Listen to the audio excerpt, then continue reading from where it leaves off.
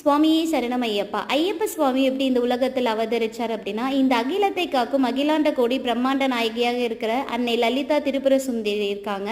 இவங்களை பிரம்மா, விஷ்ணு, சிவன் இந்த 3 தெய்வமே ரொம்ப தவமிருந்து வழிபட்டாங்க.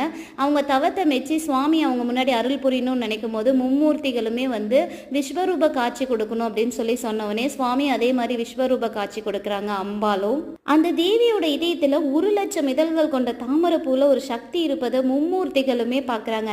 அந்த சக்தியை தான் மகா சாஸ்தா ஐயப்ப சுவாமி. அந்த சக்தி தனக்கு பிள்ளையா பிறக்க வேணும் அப்படின்னு சொல்லிட்டு ஒரே சமயத்தில் சிவபெருமானும் மகாவிஷ்ணுவும் மனசுக்குள்ள நினைக்கிறாங்க. அவங்க நினைச்சது நிறைவேறணும்னு சொல்லிட்டு அம்பிகையும் ஆசை கூறுறாங்க. அதன்படியே சிவனுக்கும் மோகினி அவதாரம் எடுத்த மகாவிஷ்ணுவுக்கும் ஹரிஹரனின் அம்சமாக ஐயப்பன் என்ற பெயரில் நம்மளோட ஐயப்ப சுவாமி அவதரிக்கிறாரு. இப்படிதான் ஐயப்ப சுவாமி நம்மளோட உலகத்துல தோன்றினாரு.